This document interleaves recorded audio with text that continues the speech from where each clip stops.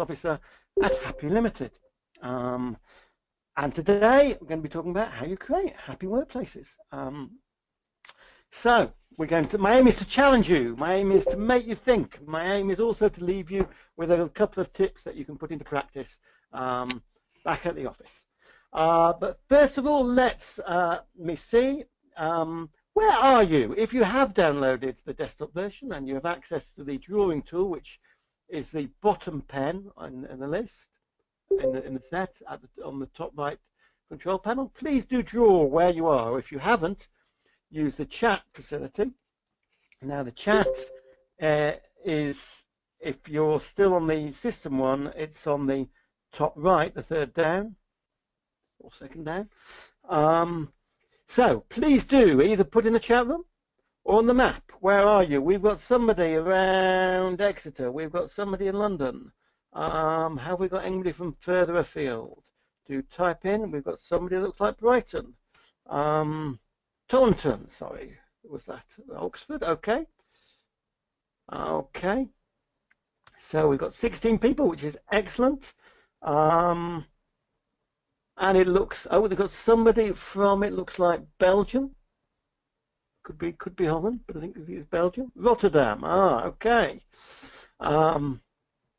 Excellent. So that was my first question. My next question to you is, I'd like to know about you. If you could put into the chat room your organization, what job you do and how large it is, that would be really helpful to get a sense of who is listening in on and taking part in this webinar. Who it is that wants to know about happy workplaces. So please do type into the chat room. Make sure you've located the chat room.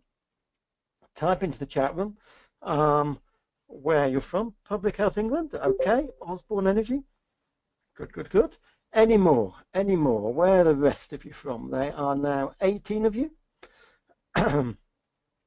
So, we have had somebody from Somerset County Council in the last one, just 2 hours ago. This is an overflow one because we filled up all the licenses we've got on the last one. Oxford de Brookes University, veterinary happiness. I like the sound of that, Ron. Disability sports coach, environment agency, and the advertising standards authority. Hi there, Malika. Okay. That's great. Now, I'm hoping that you've got access to the drawing tool because now we're going to try and find out a bit more about you. Okay, so about your views. So do you prefer, I will take off the drawings from the previous one. Hopefully if I can find the drawing tools menu, erase all drawings. Which do you prefer, avoid mistakes or celebrate mistakes? Or if you haven't got access, can't find the drawing tools, feel free to type them into the chat room. Avoid or celebrate? Which do you prefer to do? Avoid or celebrate mistakes? Okay, a couple of celebrate, one avoid, more celebrate, another celebrate in the comments. Oh, this is a very different audience to the one we've just done at 1 o'clock. Oh, okay, some more avoid comes in. Somebody absolutely on the border, is that? Okay. So that's very useful. Next question is, every day at work, I get to do what I'm best at. No, sorry, I stepped up one.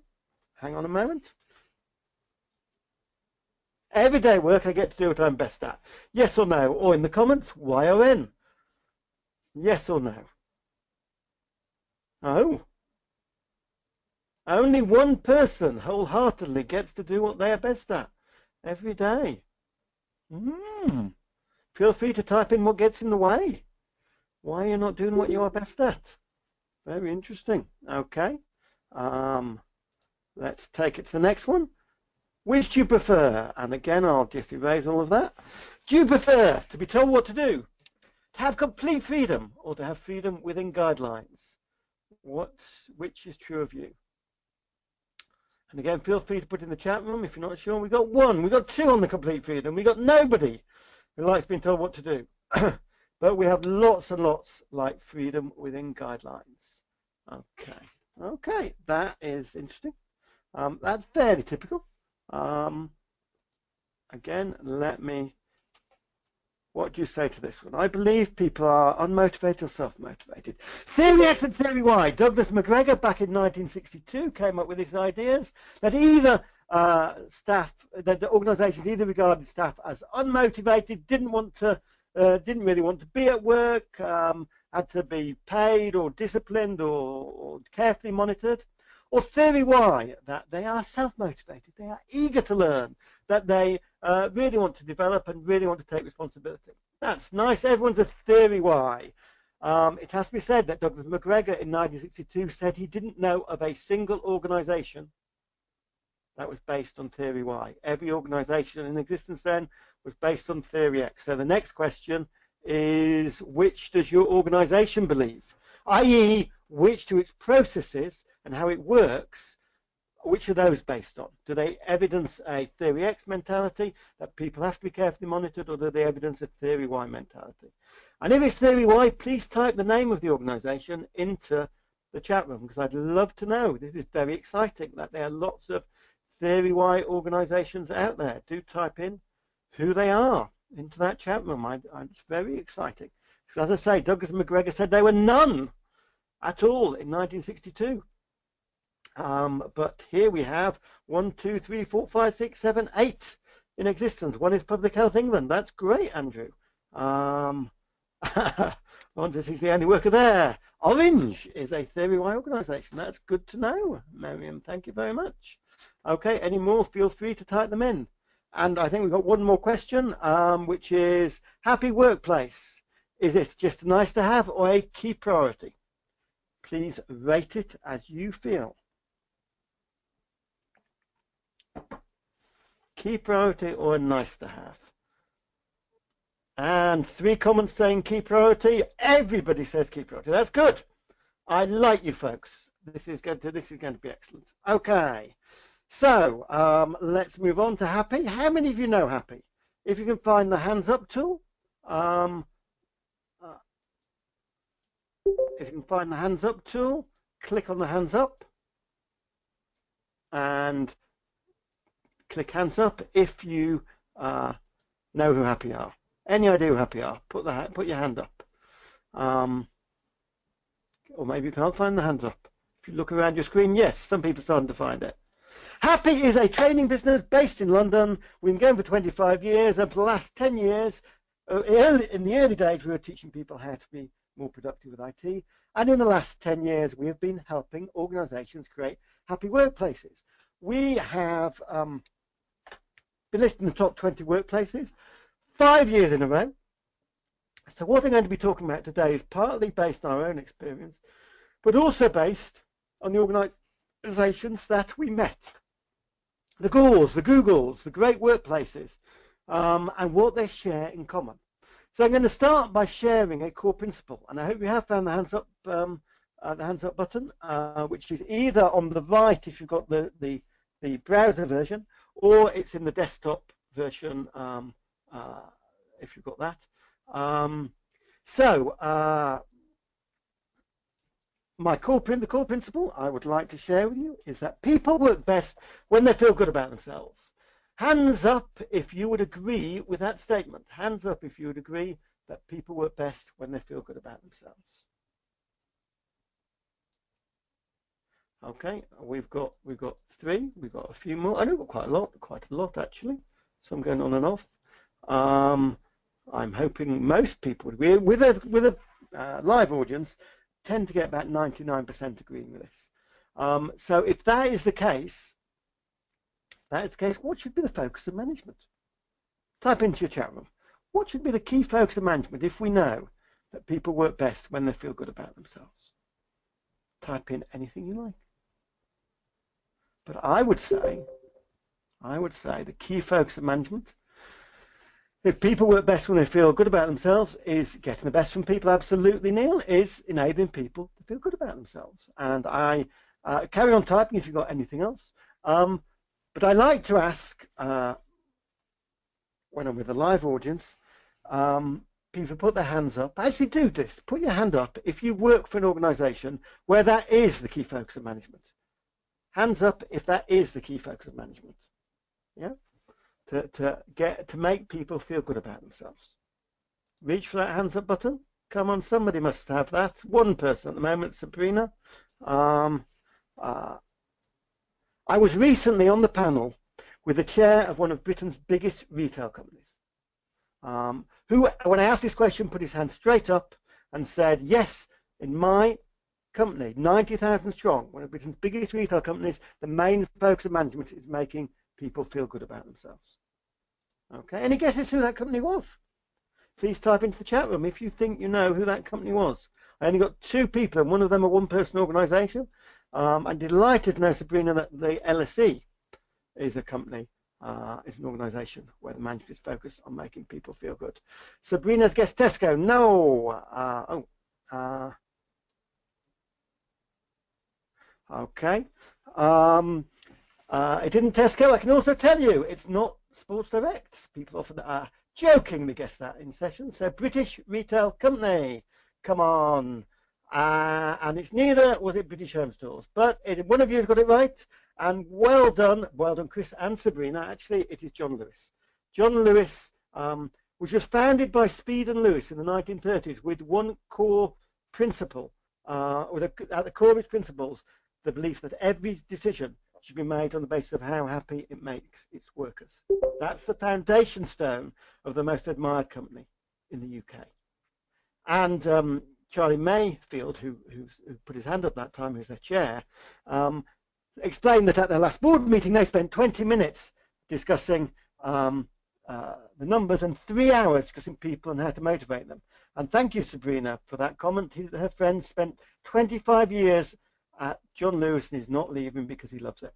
That's the kind of spirit you want to engender in an organisation, isn't it? Okay, so how would you, a quick question for you, how would your organisation be different if that was the main focus of management? The main focus of management, type anything in you like, but this isn't a debate, this is visioning. How would your organisation be different if the main focus of management was making people feel good? Imagine that hypothetical. Imagine the bosses in your organisation had decided the main focus is going to be this. They're going to learn from John Lewis and make this the main focus. Type in anything you like. What difference would that make? What would that organisation be like? Okay, it's coming through. Andrew says better engagement and less attrition. Absolutely. Sabrina agrees less turnover. Louis says flexibility. So let's have a quick show of hands. Who thinks it would be a more innovative and productive organisation? Show your hands if you think that is true. Okay, got a few hands going up. Increased motivation and productivity is another one. Absolutely. There is evidence for this. You don't just have to take anecdotes like John Lewis. There is evidence. There's a guy called Alex Edmonds at Wharton Business School who decided to look at how well the great workplaces performed compared to standard company. And the data he had was 25 years of great place to work competitions run by Fortune in the United States. So he compared how the great workplaces did in terms of their stock market price, hard financial stuff, in terms of stock market price over 25 years.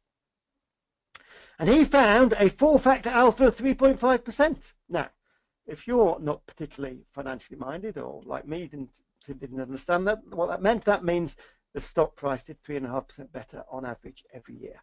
That means if you had a pension and you invested it in the standard stock market, and after 25 years it was worth £100,000, if instead you had invested it in the great workplaces, it would have been worth £231,000. That's hard financial evidence that creating a great workplace makes business or organizational sense. And you know, some of you are private sector, some of you aren't private sector. Let's look at the NHS. This is research by the King's Fund, which found that in a hospital where staff are highly engaged and happy, only 96 patients die for every 103 that die in a hospital where they're disengaged. So if you're sick, if you need to go to hospital, make sure it's a happy hospital, because your chances of not dying are much stronger. But let me put this in context. I do have one we do have one client who tasked somebody with making people happy. So he went out and he bought hula hoops and he bought games and he made people have fun, and then he measured happiness before and afterwards. And happiness went down. Why? Why did it go down? Well, there's a couple of clues there that it isn't the trivial stuff, and it also isn't about making people have fun. It's actually what they're doing now, because their aim now is to be as happy as Denmark, which is famously the happiest nation on earth. And now they've worked out it isn't a shortcut to happiness. It's about meaning and purpose and autonomy. They're actually talking with people about what would give them those. Some people have left. Some people have changed jobs. But the result is that the people there really value their work, and with the autonomy they're given, do much better at it. So let me ask you another question. I want you to think back over your working careers. Think back over when you worked at your best. Think back at a time when you're really proud of the results that you achieved. Could be a particular project, a particular organization, a particular time in your life. I hope everybody has got an example in mind, because I'm going to ask you some questions about it. My first question is, hands up, press the hands up, if it was a time when you were particularly well paid. Let me scan through those hands. One. Got one so far.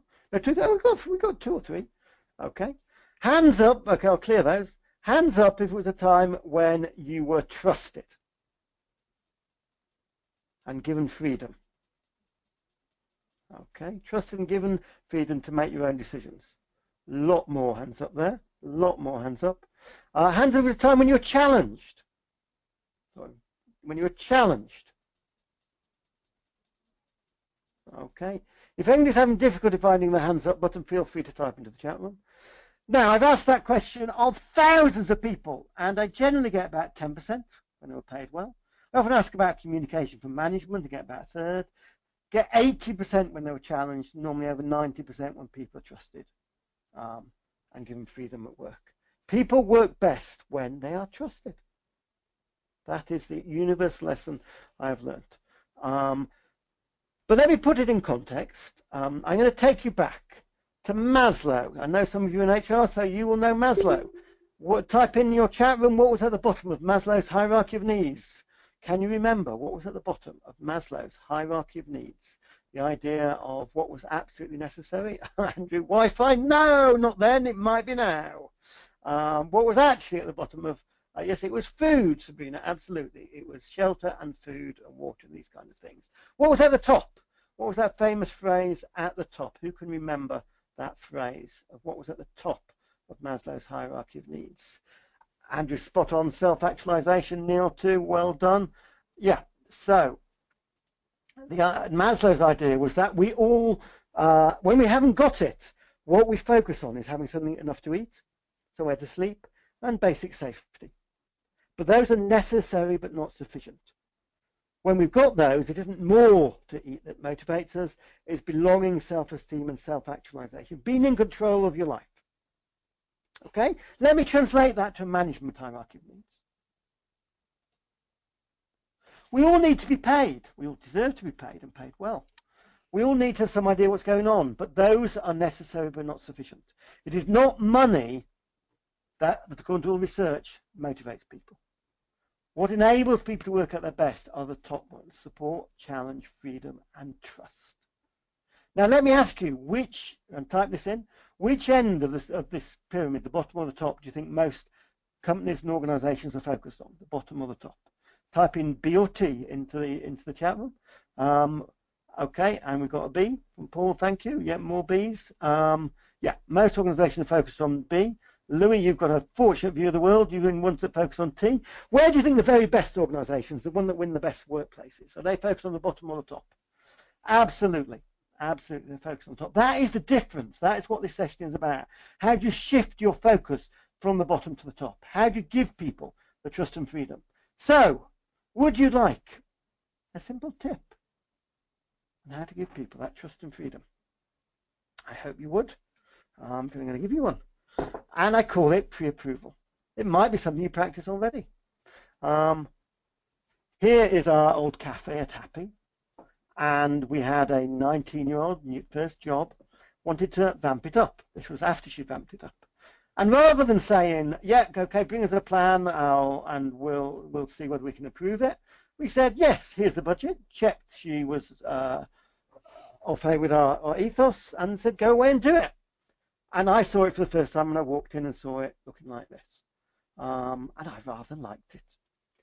Now, just never mind what I thought. Just think about her. Just think about that 19-year-old, 3 months into her first job, walking in every day and thinking, this is mine. I created this. The sense of ownership of her work, and it stimulated her to do lots of other improvements around that cafe. So the idea of pre-approval is you approve the solution before they've thought of it. Just think about that for a moment. I'll explain it. I was sent an email by one of our trainers some time ago saying, I love these 3 things you've done to make it easier for me to do my job and to serve the customer. And I looked at the 3 things, and the first thing I noticed was I had no idea they'd happened because they hadn't come across my desk for approval. But the second thing I noticed was if they had come across my desk, I'd have rejected 2 of them. Why? Big well, I set up most things at Happy. I use my best thinking. I think my thinking's pretty good. As such, I am a natural barrier to change, as are most managers. And you know what happens if you send your best idea up to your manager? Well, it gets improved. I'm putting that improved in quotation marks. You can't see me. It gets improved in quotation marks, which isn't always a great experience. So let's take our website. Our website is pretty damn important to us. We don't advertise. We don't have salespeople. So pretty much the only way we get business is word of mouth or through our website. So I'd always been quite involved in the website. I'd always helpfully added my, why didn't you do this? Why didn't you do that? How about changing that, taking that off, putting that in?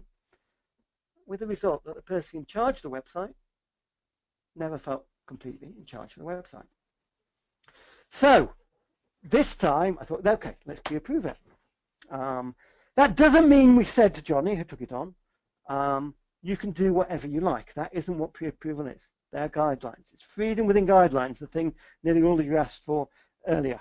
And the guidelines were that we had a branding exercise, so the look and feel was clear. We insisted Johnny was talking to users. We didn't need to know what they said, but he needed to be having those conversations. And we agreed the metrics on which it would be judged, which were the number of visitors and the income it generated. And I saw it for the first time the night before it would launch. And it was either going up or not going up. They're too late to change anything. And when I looked at it, I thought, oh, why is that there? And why is this here? And what's that doing there? Because one of the things you need to know is that if you truly delegate, you do not get what you would have produced. You get what they produce. And that can be very different and can be a hell of a lot better. Because that is the aim of delegation. A month or 2 later, we got the results of the stats. And lo and behold, visitors had trebled and income had doubled. Even without the benefit of my expertise. Or perhaps because of my lack of involvement. So, quick question for you. Do you pre-approve already? Does it work? What could you pre-approve if you don't? Type into the comments. Any immediate reactions to that idea? Old hat, great idea, something you do, something you don't, something you'd love to do, something that would terrify you. What would you say? Type away. I want to know your views. Pre-approval. New office space and design, the perfect place to try it. We moved into our new office here. Yeah, some things are pre-approved, says Neil. Do give us some examples. Absolutely crucial in new office design to involve everybody. And our one took off when I passed it on to somebody and they got in a designer who made a huge difference to it. Paul, I'm glad you like the idea. If you're already doing it, everyone, do feel free to put in examples, because that is the proof of the pudding, that it actually works. Yeah, give people a standard budget. Yeah, just giving them a standard budget. Even just doing something simple like saying you have a small amount, even 50 quid, to do something you want, can help. I know people who've just said to people, if it's under 100 quid, don't come for approval. Just do it. And the amount of layers of things that get taken out as a result, you know, of unnecessary meetings or whatever. Yeah, training, again, clear principles. We don't let people train however they want, but we have clear principles and people then do what they want within that. Everything has to be approved at SMT. I'm sorry to hear that, Malika.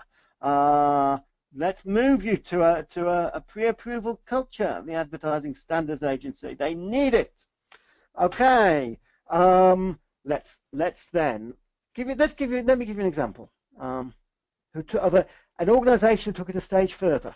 This is a little client of ours in Cheltenham, who you may have heard of. One of the middle managers from GCHQ attended one of my talks and went back and started implementing pre-approval. And they had a lot of success with it. It's freed up all sorts of ideas.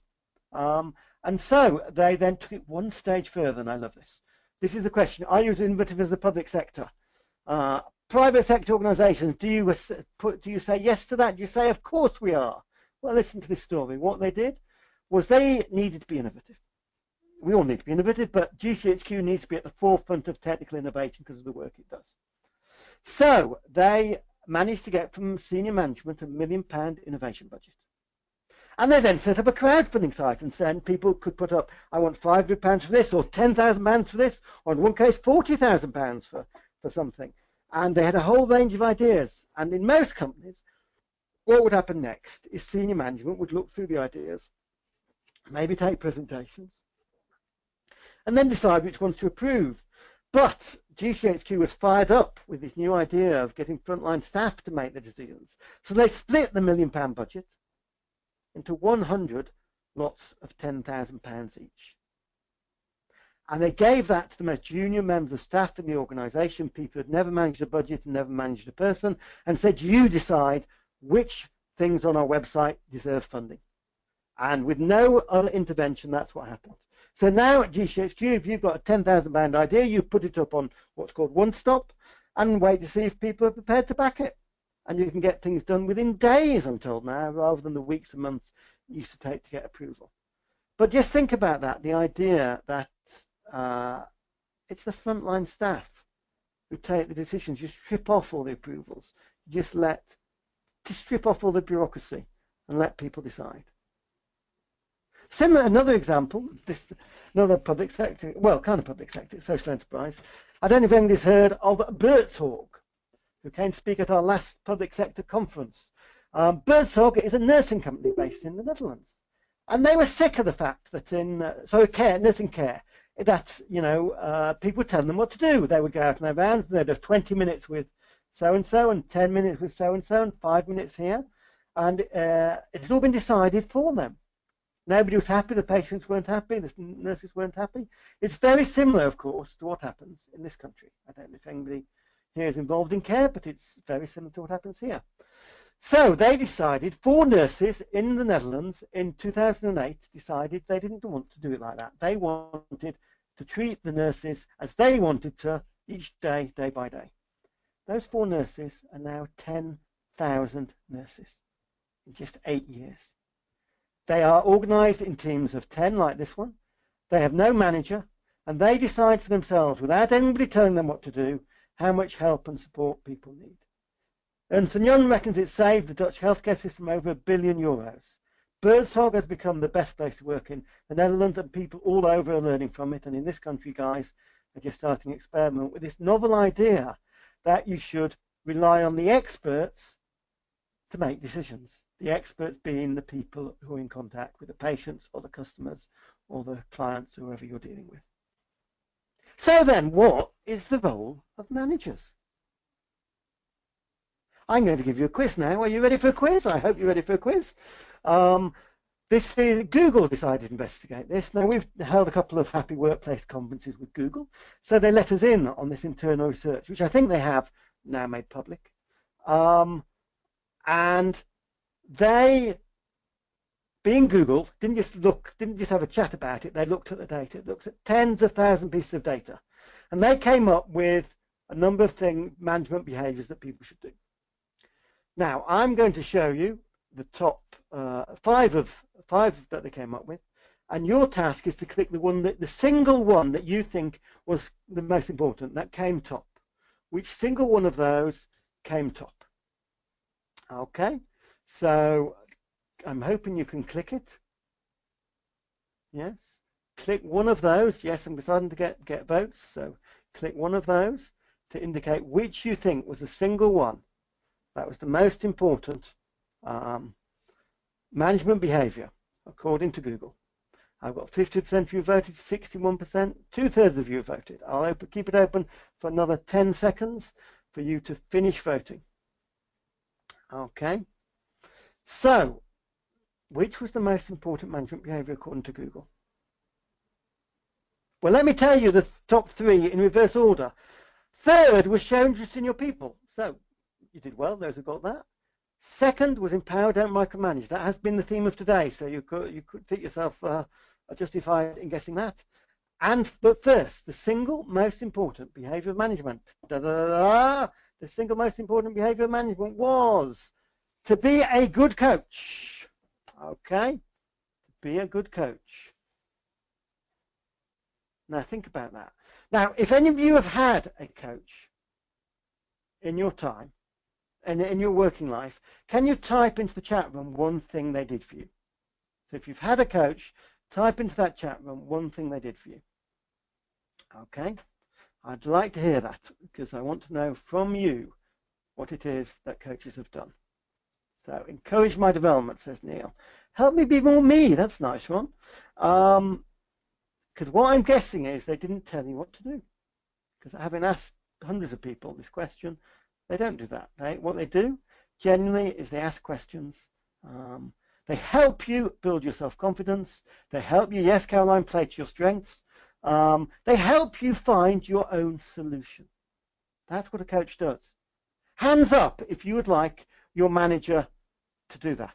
Yeah, absolutely, Paul, help you make decisions by yourself. Hands up if you would like your manager to coach you in that way. If you would like your manager to ask questions, show interest in you, and help you.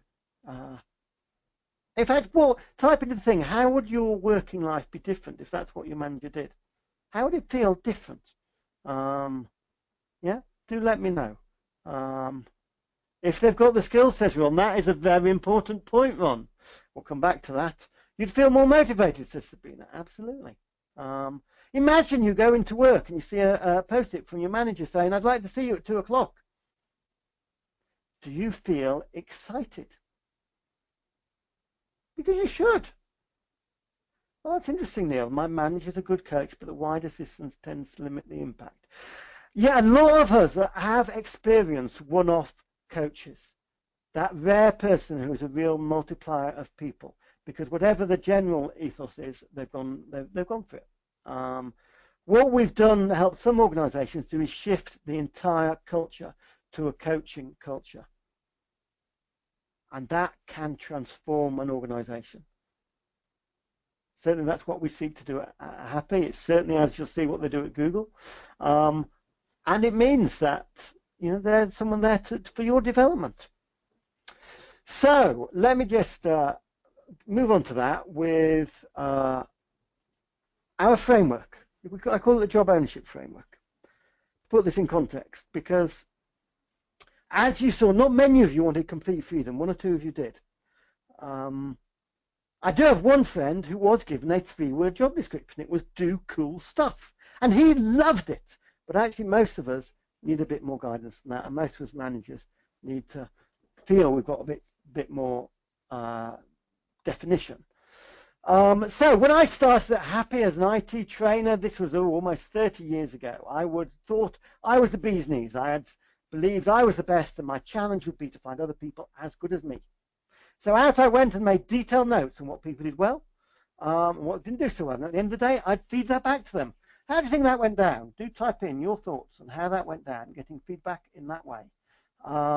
Because actually it wasn't hugely appreciated, and I realized that what I was trying to do, have you ever seen a manager try and get people to act exactly like them? Yeah, the clone manager, where you can really only be as good as them. But at the same time, I didn't want to say train however you like, because actually People come to Happy for a particular approach. They want to be involved. They want to enjoy their day. So our core principle at Happy is don't tell when you can ask. Don't tell when you can ask. That's the core. It's our basis for training. It's also a great basis for management and for coaching. Targets being confident and capable in the software and what we did then, and a couple of other things. We needed support and we needed feedback. People need to know how they are doing. Now, okay, get ready to type. Who should set the principles, the individual or the organization? Type org or ind. Who should set the principles, the individual or the organization? Should it be the organization that sets overall principles, or should the individual just turn up and set them? One both, a few orgs. Generally, I would go with org. One of our clients is Amnesty International, and if you turn up there and say, well, no, this death penalty thing, I quite like it. It doesn't work. They have principles, and you have to go with their principles. Over time, you will be involved in defining those principles, and it will become a matter of both. But okay, who should set the targets, the individual or the manager? Ind or man? Type into the chat room, individual or manager. Which would you go with? We've got one for manager. What else have we got? We've got one for individual. It's neck and neck at the moment with one each, and one for both, two for both. Okay, let me ask you another couple of questions. According to research, who do you think sets the tougher targets, the individual or the manager? Type it in, ind or man, or even I or M. Who do you think sets the tougher targets? Yeah, according to research, it's the individual sets the tougher targets. And when do you think it's more likely to be achieved, when the individual sets it or the manager sets it? When the individual sets it. So who should set the targets? The individual, not both. The individual. That's what I would say. Let me give you an example again. It's from our friends at GCHQ. They used to have a situation where to hire out a laptop took 2 weeks. Now, at GCHQ, they don't issue laptops as standard. And there's a lot of security issues, so it would take 2 weeks to hire out a laptop. If you're going away, you would have to tell them 2 weeks in advance. Well, the head of IT explained how he thought this was too long. So he was about to set a target, but then he thought, hang on, I've read the Happy Manifesto. That's my book, by the way. I've read the Happy Manifesto, and that says you should let individuals set their targets. So I'm going to get the individuals in my team who do the actual repair, the setting up of the laptops, to set their targets. Type in your guess on what the individual set. There's a 2-week target for signing out laptops.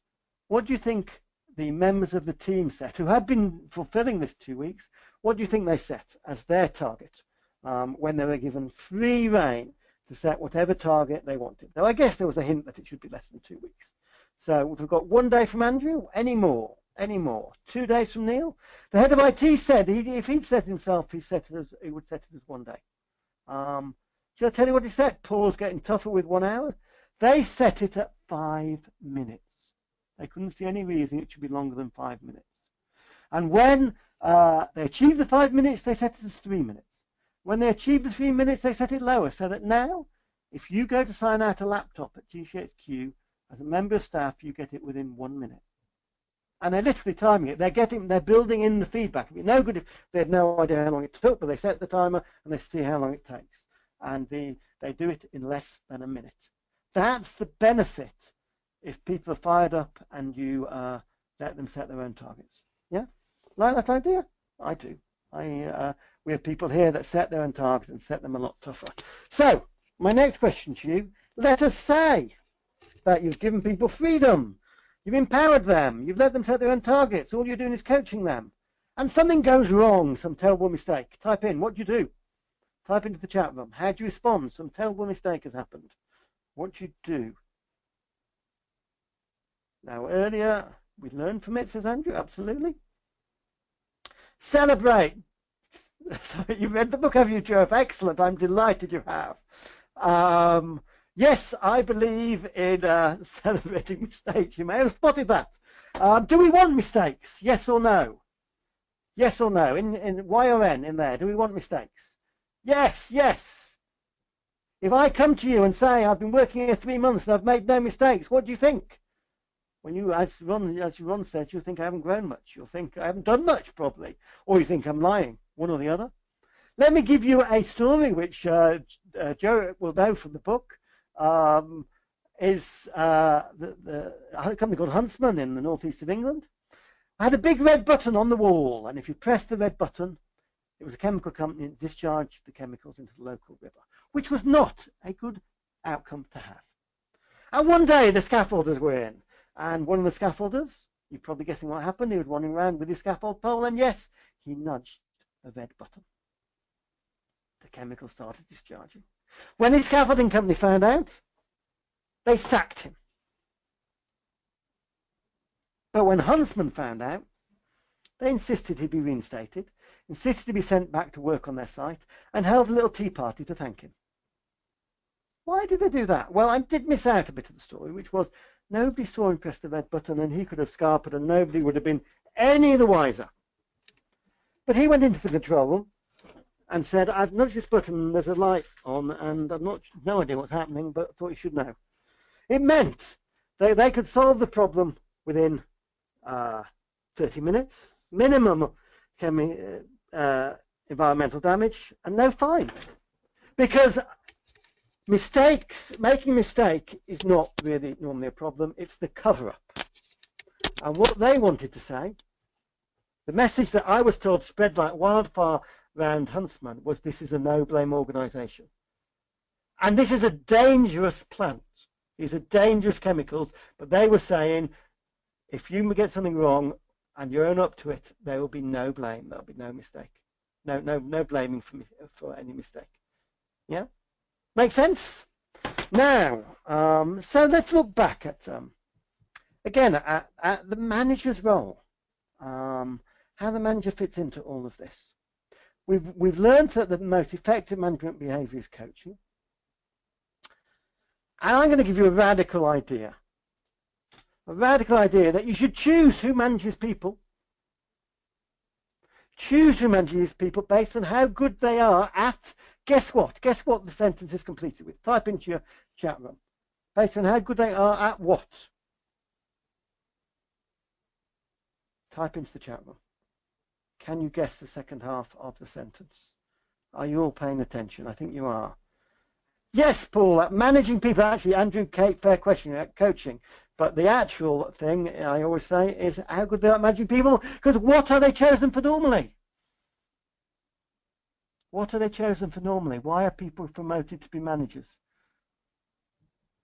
How senior they are, maybe managing money. Their technical ability, absolutely. You're a great coder, you'll get promoted to coding manager, because the fact you're great at coding is sure to mean you're great with people.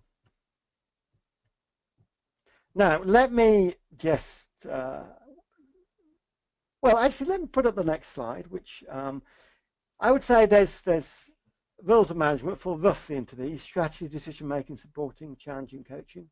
Do those fit together, those 5 roles? Or are they actually a couple of different roles embedded within there? What do you reckon? Do they fit together? I would say we can split them into role A and role B.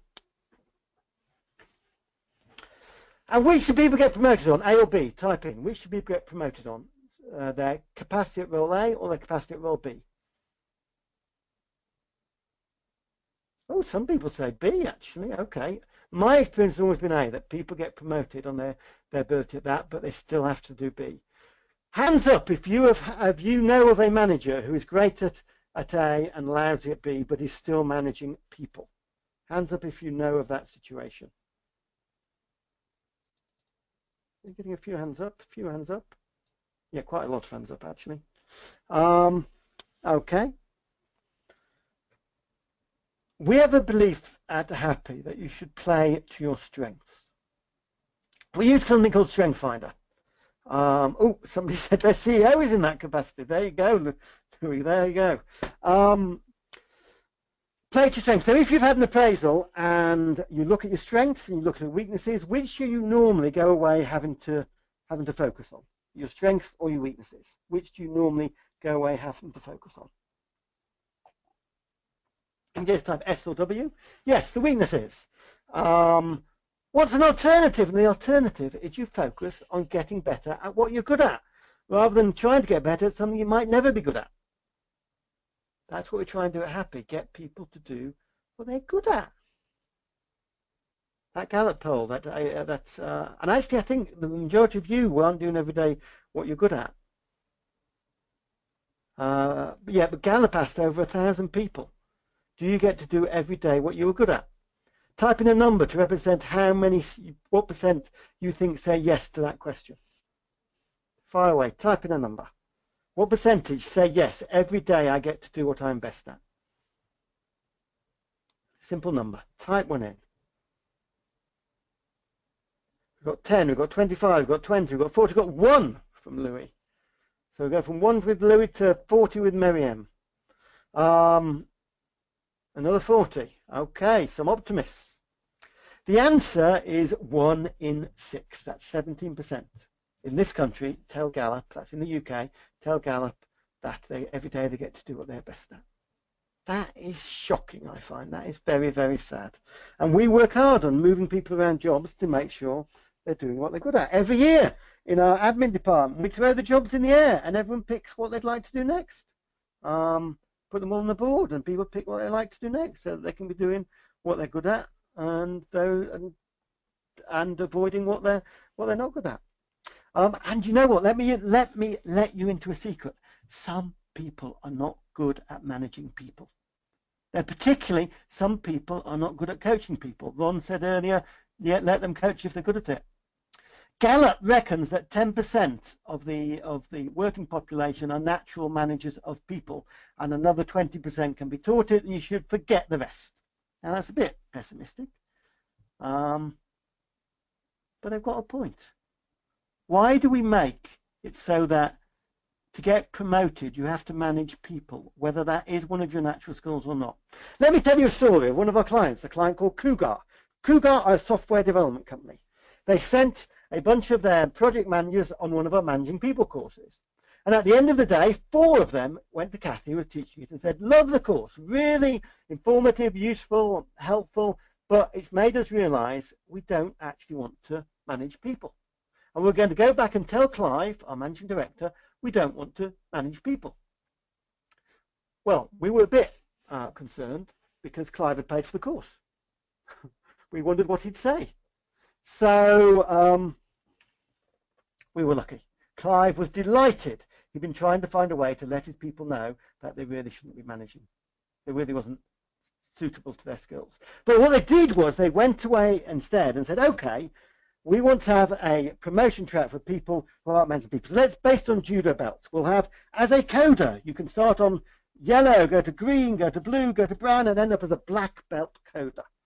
Now, can you imagine for somebody joining Cougar, because it's crucial these equivalent tracks. Imagine for somebody joining Cougar that they could choose to become a manager of people if that's where they're inclined, if that's what they enjoy doing. Or they could think, oh, I think I'll become a black belt coder. That's going to be my target here. And I'll get paid the same. And that enables the people who are never going to be great manager of people, and for all our belief in training and development, they are such people, to do what they're best at and to ensure that others are doing what they're good at. Make sense? Put a Y into the chat room if you think that makes sense, to have 2 tracks. Put a Y into the chat room, and if you don't, put a Y into the chat room if you think it makes sense to have 2 tracks so that people who are managing people are good at managing people. Okay? I'm going to just put a little barrier there for next. Now put a Y into the chat room if it could happen in your organization.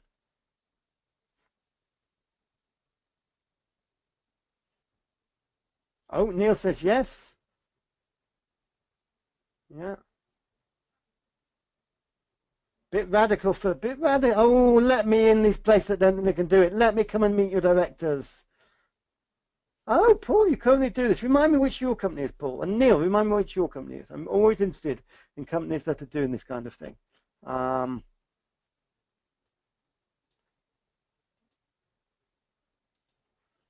Somerset, that is fascinating, Paul, because the previous session we had someone from the Somerset County Council who said the same. I want to come and see Somerset County Council and see how they're doing it. Would it have a very small team? Yes, it would actually, Louis. I started when we had 6 people. And one thing an entrepreneur often finds is That is a crucial point. The point where because often they're not good with people. Often entrepreneurs, they're great at networking, at marketing, at pushing the team, but not necessarily good at coaching and supporting people. So the key moment in development of Happy was when we were 6 people, and I handed over working with people to someone else. If you've only got 2 of you, it might be harder.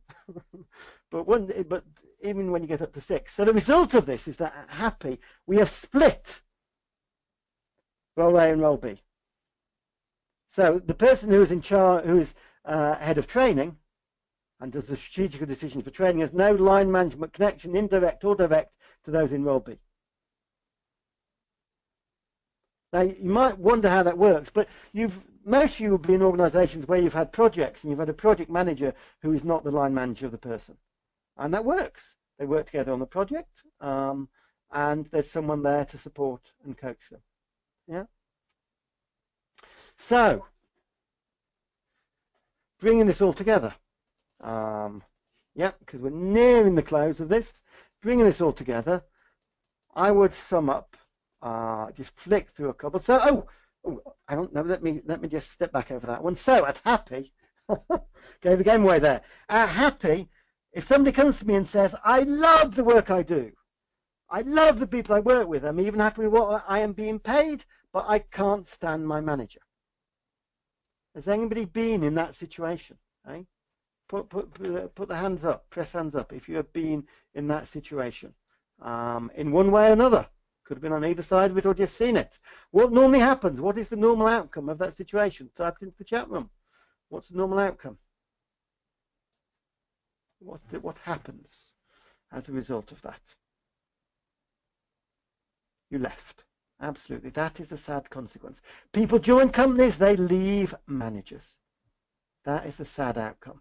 At Happy, it takes a few minutes to resolve, because what we do is we say, "Who would you like instead?" We let people choose their managers. Yeah? We let people choose the managers. Because who would know better than the individual themselves about who would support, challenge, and coach them? There are other companies that do it. I don't know. Who has heard of W.L. Gore? You may not have heard of them, but you will have heard of their product, Gore-Tex. And they were set up by Bill Gore in 1962, partly in response to Theory X and Theory Y. Bill Gore wanted to find out if it was possible to base a company on Theory Y, the idea that people could be trusted, that people were eager to work, and if you left them to it, they would come up with great results. And it pretty well proves that you can. And now at Gore, they're more radical than Happy. At Happy, you have to choose someone who is a manager. At Gore, you can choose anybody you'd like to be your manager. So, let me actually conclude with that, to leave a few minutes for questions. 3 key points. Get people to do what they're good at. The deeply radical belief we have that if you have people doing what they're good at, it will give them more meaning, more enjoyment, and more productivity. 2, give them the freedom to do it well. And 3, coach them to be the best. Yeah, that's it. That's all. That's from me. Any questions on this? And while I'm here, while I've got those 3 up, I just move past those 3 to give you my contact details. There's my email, there's my phone number, there's my Twitter. I would love to hear from you. I would love to hear from you what you think about this. I would love to hear from you if you've got a senior manager or director who you would think would enjoy my book, The Happy Manifesto, because I would love to spread these words. I would love to help you get your organization towards this. I would love to talk to you if you'd like to share some best practice, or I'd love to talk to you if you'd like me to come in to help move your organization to best practice. But have you got any questions? Is this all common sense and so obvious? Or have you got any questions about how this might apply to your organization? And while you are coming up with those, I'll put up one other questionnaire, which is how if I can, how likely are you to recommend this webinar? Because everything we do is evaluated, so I want to know how likely you are to recommend this webinar to a colleague. Yes, okay, still waiting for your questions. What do you find works best to motivate CEOs? That's a very good question, Ron, because we're always looking for it to start at the top with a CEO. It's much harder. It can be done from behind, from the base. And I'll tell you who we're looking for. We're looking for new CEOs, CEOs who recognize the need to change the culture. It can be tough with a CEO who's been there 30 years and is very embedded in it. But basically, what works best is to find out what they want and how it will fit them. I have a colleague at one big facilities management company who created Project Happy and went to his financial director with Project Happy and said, this is what I want to implement. And the financial director said, are you mad? Why on earth would I be interested in happiness? This is what I want, A, B, and C. This is what I want from your team. So my colleague said, okay, if I can give you A, B, and C, will you let me do it my way? And the finance director said, yes, I want A, B, and C. If you give me A, B, and C, I'll let you do it your way. And he did. And he produced A, B, and C by giving people, by using this approach. Now, Miriam, you'll have to help me out here. The feel-good management trend. Is that a thing? I know I'm very involved in happy management and in happy workplaces, but tell me more about the new feel-good management trend. Can it be applied in a complex higher education institution effectively? Absolutely. Sabrina, we have organised a conference with Guardian for happy universities. We have done a little bit of this with one or two universities, but absolutely, it's the ideal place for it. There's huge opportunity for autonomy, and it's normally very clear what is needed, which is some combination of student satisfaction and the research outcomes, and absolutely there should be autonomy within that. Yes.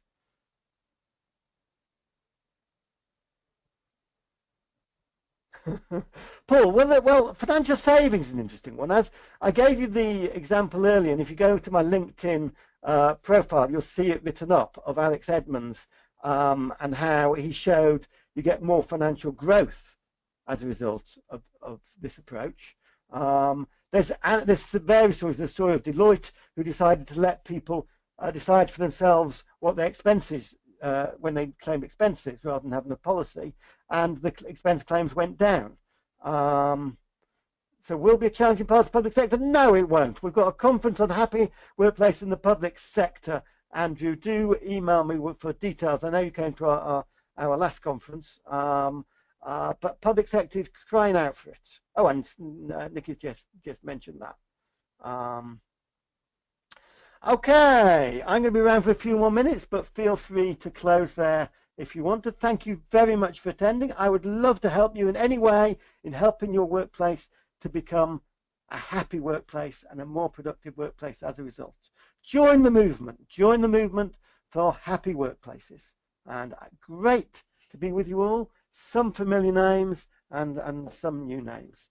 But do keep in touch. You've got my email, you've got my phone number, you've got my Twitter. If any of you tweet, do put your thoughts on this seminar on there. Okay, and I'm still here to answer questions for the next 5-10 minutes if you want, or here to respond. Yes, Miriam, I do want to read more. I'm intrigued. Oh, blog, right, okay. Yes, I'm going to read that. Malika, you can always sign up to hear about our jobs on our website. It's a section under careers where you can leave your email, and anytime we have a job, we will let you know about it. But Malika, I'd even more love to come and work with you and at Advertising Standards Authority as the partner in helping you create a happy workplace there. Because it can be done. All it needs is a little bit of will.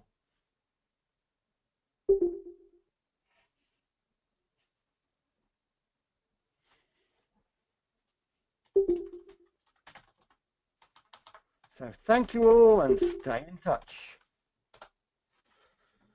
Wishing you a very happy workday on and a great time. Yes, and I hope you'll spread the happy news to, was it Belgium? No, it's Rotterdam, wasn't it? Rotterdam, yeah. Ron, do you know the Corporate Rebels? They are based, I think it was somewhere in the Netherlands, and are now touring the world looking at happy workplaces. They came to see me a couple of weeks ago. Look them up on Google, the Corporate Rebels. Yeah. That's the name. If you typed into Google, you'll come up with their site, and I'm pretty sure they're based in the Netherlands, seeking to create happy workplaces around the world.